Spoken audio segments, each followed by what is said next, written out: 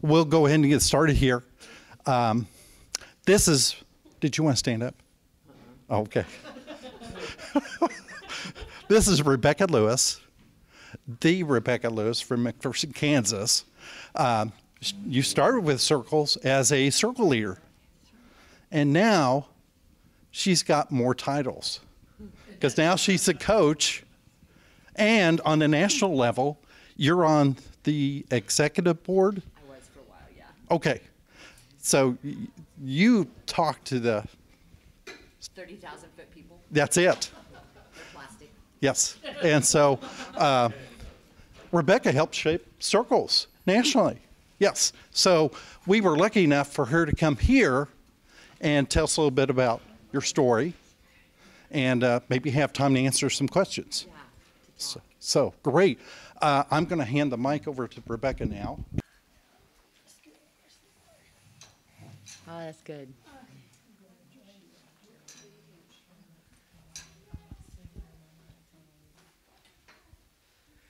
So, who are my leaders here? Okay. Amazing. Okay, so you guys are my people. When they asked me to come tonight, I got really excited because, you know, I come from the trailer park and I don't care where I go and how much money I make or what kind of amazing people I get to learn to share lives with. People from where I come from will always be who I identify with and will always be my people. And they told me that we were going to be on some kind of TV thing tonight, and so I decided that maybe I can't say the F word. So, but other than that, you know.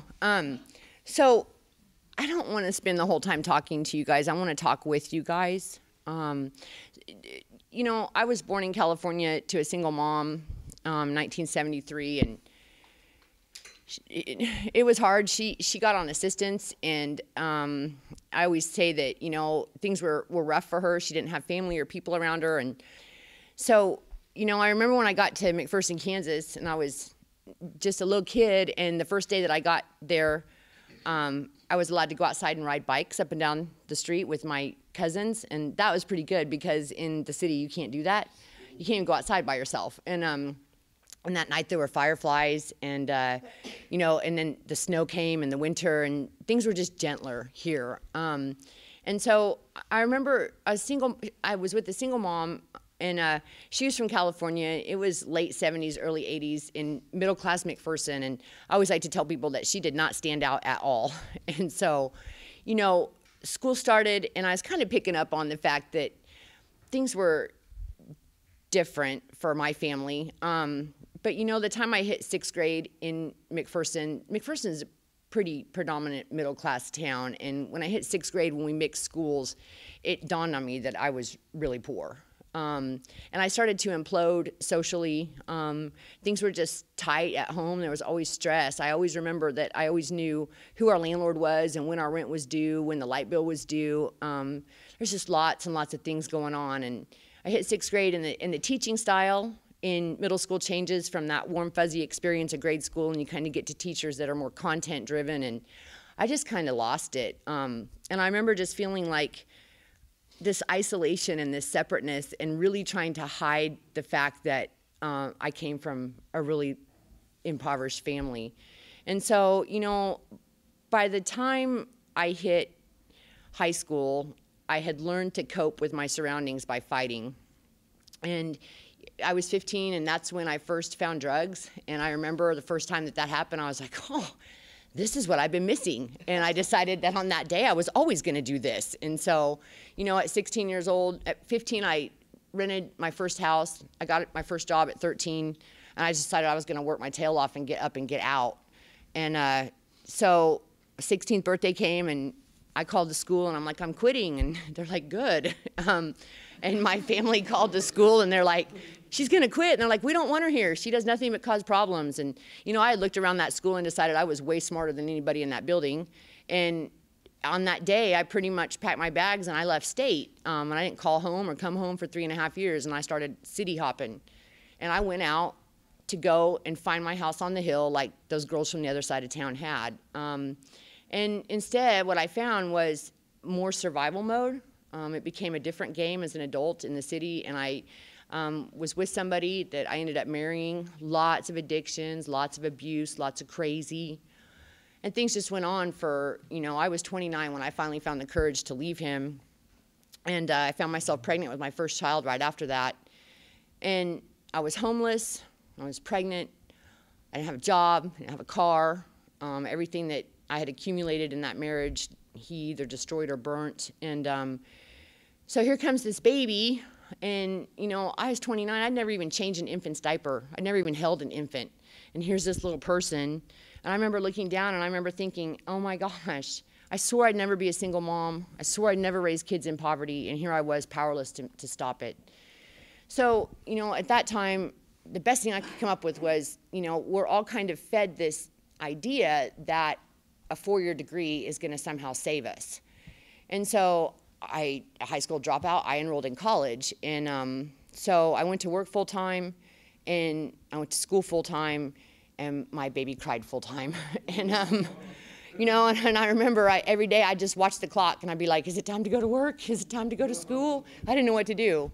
And so I started, I was still trying to move forward and give my little boy the life that I knew that he deserved, and, try and make things different than the way it had been for me. And a couple more failed relationships, and 2 little boys later, I was 7 months clean and sober in McPherson again. I lived in the ghetto on the west end of town in a trailer house that had holes in the floor. Windows were broke out, the hot water heater didn't work, the front door wouldn't close. We inherited a lot of roaches when we moved in there. And, and I had this car that was faithful to nothing but breakdowns. And I was in school full time at McPherson College, 10 years later, still trying to get a 4-year degree, working. And I'd been going to a church in McPherson for diapers. And I'd built a relationship with the secretary there. And I just loved her. And I hated going in there to ask for something. But I liked to go see her. And one day I was in there and I was just crying. And I was telling her, someday when I get my kids and I to a better place, I'm going to come here and I'm going to give back to other moms. And she just pointed to a flyer that said something about a class to get out of poverty. And my first thought was, what are these people going to teach me about poverty that I don't already know? And my next thought was, man, I got so many diapers from this lady, I better sign up.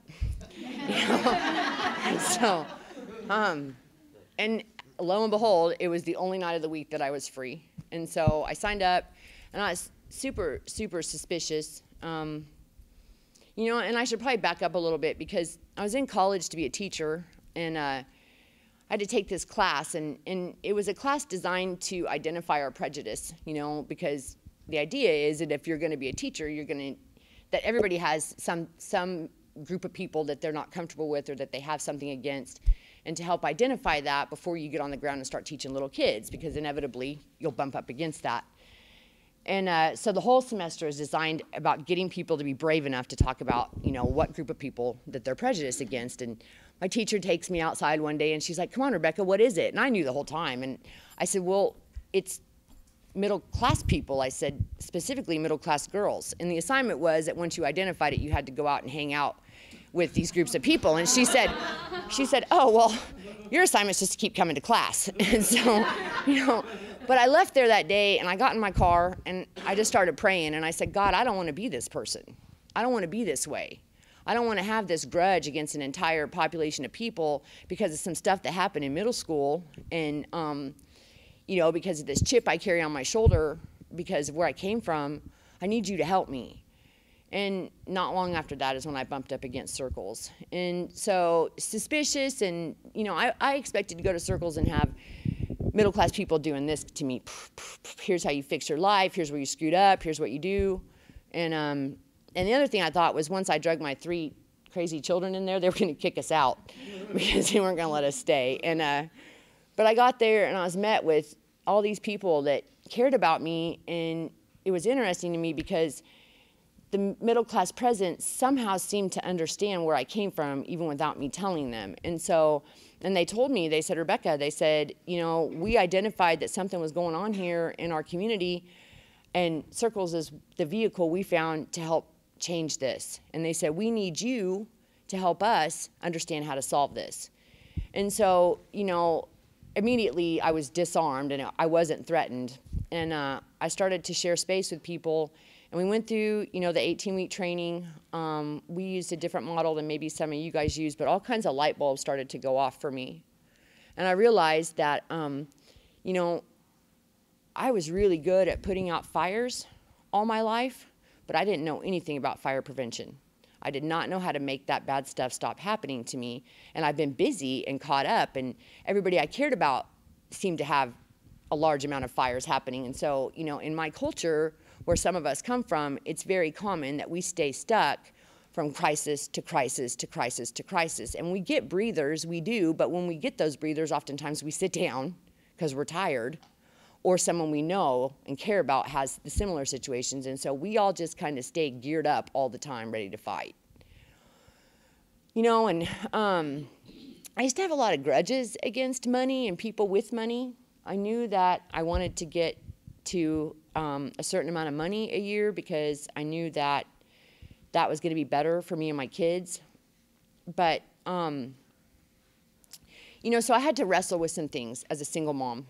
I had 2 little boys. My oldest and my youngest were just wild, and I was thoroughly convinced it was because I was a bad parent. And the verdict is still out on that, but they both have since been diagnosed with autism. And so, there I was in the trailer park with these little kids, and I'm in school full-time, and I'm working full-time. And I sat there one day, my little boy, he was 8, he just got arrested for hitting a 12-year-old in the face with a rake. And the cops are going, no, we're glad he did that. He should hit that kid in the face with the rake. That kid's a bully, but we got to take him to jail. You got to come get him out. I'm like, man, I'm looking around the trailer park, and I'm like, all the girls seem to get pregnant young. The boys seem to go to jail. They get incarcerated. This is what's going on. And I thought, because I was struggling with, how do I work more? How do I work more and spend less time with my kids? And on that day, I was already in circles, and something just came over me, and I decided that, I could pour all the Jesus I wanted to in my children, and that would be good for them. But I needed to get us up and out of the trailer park. And something just happened, and I decided, and I cannot tell you today whether I made the right choice or not, because I decided to trade my time for money and get economically stable. And so all of a sudden, I just stuck my nose to the grindstone. I did finally graduate college with a 4-year degree. I was the first person in my family, immediate or extended, to ever get that honor. Not long after I graduated college, the position for the coach came open at Circles. And, terrified, I applied. And I don't think anybody else applied, so they gave me the job. And I worked for 20 hours a week. I worked for over 1.5 years at Circles full-time because I wanted that position so much. And I really felt like everything that I had been through in my lifetime was suddenly useful. I could use it with my families, and I could also use my gift of speech to help middle-class people understand what's going on and where we're coming from and why we do some of the stuff that we do. And so, and not long after that, the church that houses Circles, the pastor called me, and she said, Rebecca, she said, we want to hire you to be our outreach coordinator.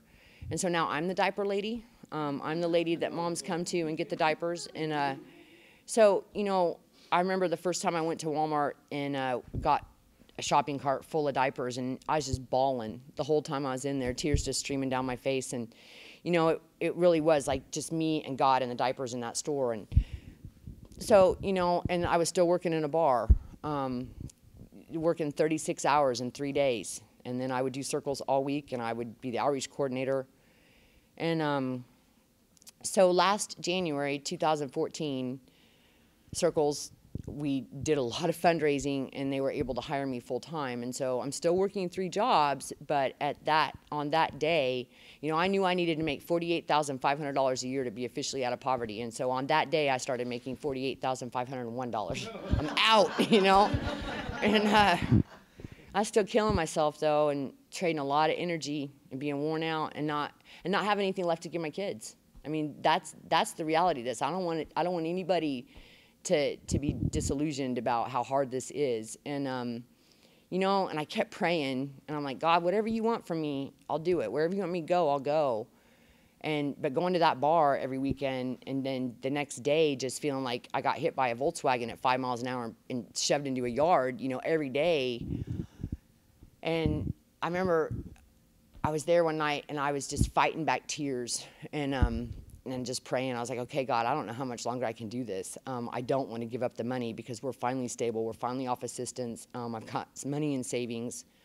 And so I get called to go talk places a lot, as it's probably going to start happening to you.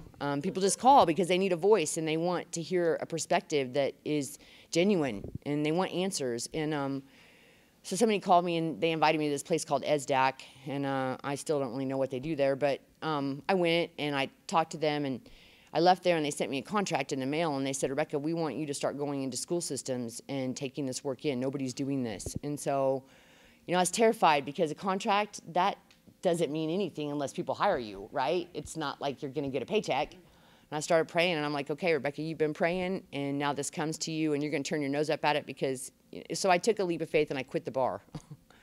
And I've been going into school systems since February of last year and telling my story and talking to teachers and districts about how to reach poor kids and poor parents, because a lot of times they want to help in the worst way, and that's exactly what they're doing. They are helping in the worst way. And they don't know that. And so, I went through a teacher education track at McPherson College, and I always tell people that then I got sober and I decided if I couldn't drink myself into a stupor every night, I probably couldn't teach high school art. No, that's not true. I ran out of school loan money. But I ran out of school loan money and I didn't know how to student teach and keep the lights on. So because of a relationship with the teacher that I loved, I decided if I had to stay 2 more semesters, I was going to go be with her. And she taught graphic design. I didn't know how to send an email. But because of how much I cared about her, I followed her. So I cried for the next 2 semesters every day because I couldn't figure out how to work a computer. So now I have a degree in graphic design and I do social work. But, and truth be told, I'd rather light my hair on fire than sit in front of a computer and make art. But anyways, the point to that is that in that teacher education track, we spent 1 day on what they call SES kids, low SES kids, and it was all data. Nobody talked to us about the different ways that the classes think. You get way up high with really smart people, and they will tell you that poverty really doesn't have a culture. And I'm down here on the ground, and I know we do have a culture. We talk a certain way, we believe a certain way, we look at our kids a certain way, and it's not bad. It's because of where we come from. And I like to celebrate those things. There are strengths inside of us that people who haven't been where we have been don't know about. And so when I go into school systems, I like to talk to teachers and say, hey, these kids, they've got strengths, but poverty, we're all run on a deficit model. The sickest person wins. You want services, you got to go prove how sick you are, how little you have. And those are the conversations in the homes. And that's what our kids are being raised around. Little middle class kids, there's a lot of good stuff going on in middle class. They got problems too, and it's not all rosy. But a lot of times they're more mobile, so they can move around and they have more opportunities and they have more experiences. And there's a lot more attaboys for their kids, and you're doing a good job. And little middle class kid think that they're great at everything, even when they're not. But that's okay. I mean, it's not bad. And so I like to talk to teachers about, let's talk about power, let's talk about strength.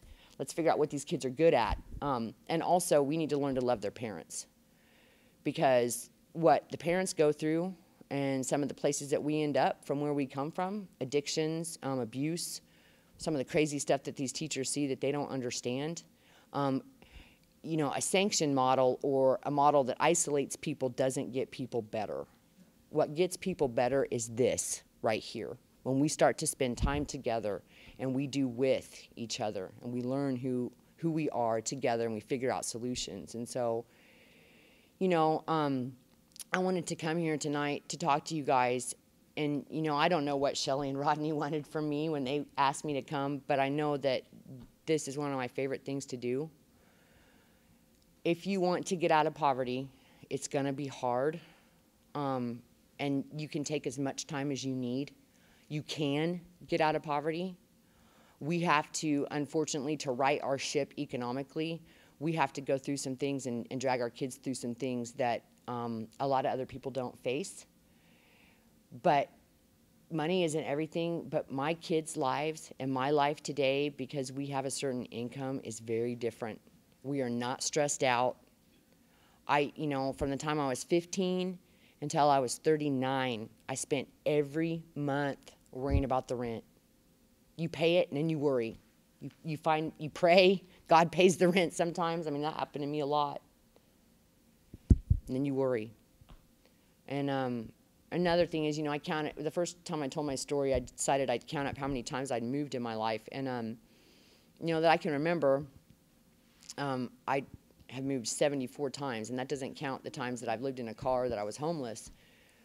And, my oldest kid, he's 12 now, and he'd already moved, I don't remember, 14 or 15. And I paid off all my debt except for my school loans, got money in the bank, had a middle-class job, went to buy a house, and they just laughed at me. And they said, your school loans are way too high, and we can't give you a house. And I started praying, and somebody tapped on my shoulder and said, Rebecca, go this way, apply for this Habitat house. And so last year, me and my little boys built a beautiful home, and in November of 2014, we moved in it. And so, once again, I know that God provided for me. I've been single a long time. At least nobody's lived in my house. And, and it's been 8 years since I was with anybody seriously. And, the last 4 years, I've been working on my sobriety and really trying to pull myself together. And I stay real close to some 12-step fellowships. That's where I first got better. And, and praying. And so this last March, I fell madly in love with somebody I knew a long time ago. He's kind of walking the same path I am. And, we got engaged. And so, God willing, next March, I won't be a single mom anymore. And so, and he makes about the same kind of money I do. And so guess what? That moved us up to a different kind of bracket. Now, I want you guys to know, I thought when I made like $40,000 a year, everything was going to be okay. It's tough. I was like, what? You lose all your services, and that's an interesting thing because there's no seatbelt on us anymore for food. And so, I learned to live off $440 a month in food stamps for a long time. I mean, that's your seatbelt. That's kind of what you do. And it was real hard for me to actually pay $1 out of my, for food. And so, and then, and do you guys know that when you're middle class, you got to pay to put your kids in school? What? That was a whole nother thing too. So things are tight over here, but it's just different, and I learn now that some of the stuff we have going on politically where, a lot of that stuff that we see on Facebook and that we hear on the news, depending on what news we listen to, and it kind of seems like they're mad at poor people, like we're kind of the problem for what's going on in the country. A lot of that's political funneling, depending on what side's shooting the arrow. But middle-class people are hurting too. It's really tough for them. And every time you turn around, once you hit middle class, there's stuff coming at you, and it's real hard to get ahead. So this is an amazing place because if you don't know poor people and you're a middle class, it's real easy to start making these assumptions about families and thinking they're not trying, they're not working hard, we're out here busting our butts, nobody gives us anything. So when we come in here and we spend time together, we start to recognize that poor people are running a race, and it's a different kind of race, but, it's not because poor people aren't trying. And so I love Circles. I think Circles is one of the solutions to how we will get our nation better. The hard part about Circles is how do we scale it? How do we get it large enough to help large groups of people? Because it's grassroots and nobody wants to pay for us. And so, it's a tough thing. But you guys have a story. You guys have the ability to take where you came from and what happened and take it somewhere and let people know, hey, I came here, I was brave, I had courage, I let people in, and this is how I got better. And the middle class people, maybe you guys know this, but when they come to Circles, they heal too. I hear the word from middle class allies, there's meaning in my life that I didn't have before.